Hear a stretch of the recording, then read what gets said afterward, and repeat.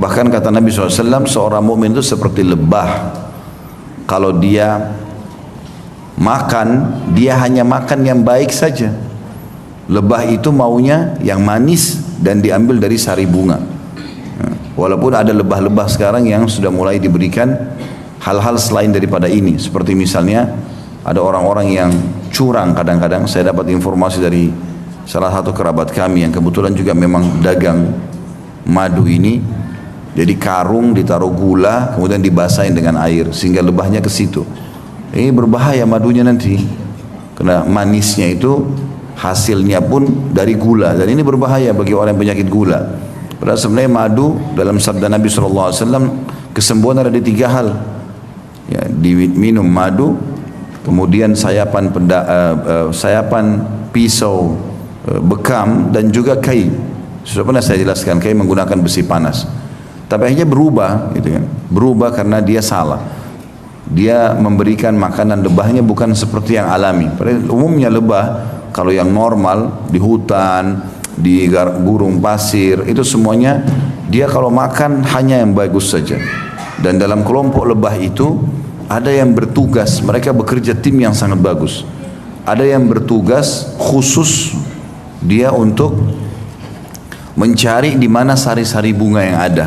Dan kalau dia sudah dapat, dia akan pulang ke teman-temannya. Dia tidak ambil dulu, dia pulang ke teman-temannya. Lalu dia memberikan isyarat kalau di sini arahnya, di sini arahnya. Barulah semua lebah-lebah pada datang ke sana, baru mereka rame-rame memakan. Dan tidak ada lebah satu sama yang lain yang mengambil jatah yang lainnya. Maka lebah, kata Nabi SAW, kalau makan hanya makan yang baik saja, manis dan dari sari bunga, gitu kan. Kemudian kalau dia memberi, dia hanya memberi yang terbaik. Dia hanya mengeluarkan madu, dan madu juga bagus bagi manusia, sehat. Bahkan Allah SWT sebutkan memang madu secara khusus dalam surah An-Nahl, surah tentang lebah ini, disebutkan bahwasanya dia akan menjadi syifa linnas, obat untuk manusia. Kalau di Timur Tengah teman-teman, madu itu dijadikan sebagai obat untuk semua penyakit. Mereka betul-betul yakin dengan sabda Nabi SAW. Ya. Jadi bukan hanya sekedar untuk stamina, tapi sakit apapun. Seseorang teman yang saya kenal dari Syria mengatakan pernah ada orang kena, dia tabrakan, batok kepalanya pecah. Dan datang ke dokter, dokter mengatakan sudah tidak bisa buat apa-apa. Maka kerabatnya waktu pulang, ada satu yang memang sangat yakin dengan sabda Nabi SAW ini, mengambil madu kemudian meletakkan di antara belahan kepala itu. Subhanallah, dalam hitungan jam batok kepalanya bersatu lagi. Tapi kadang-kadang orang tidak memikirkan masalah itu karena kurang keyakinan. Nabi SAW kembali ke bahasan kita tadi mengatakan orang mukmin seperti lebah. Dia kalau makan yang bagus saja, dia kalau memberi juga yang bagus, dan dia kalau hinggap di sebuah tempat tidak merusaknya. Kadang-kadang sarang lebah teman-teman, walaupun dia bergantung di ranting atau pohon yang kering, itu tidak jatuh, ya.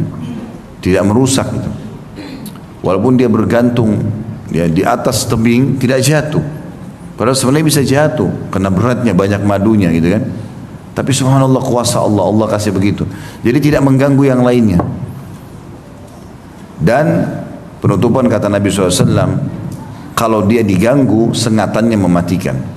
Itu ciri seorang muslim. Selalu memberi yang terbaik, ya.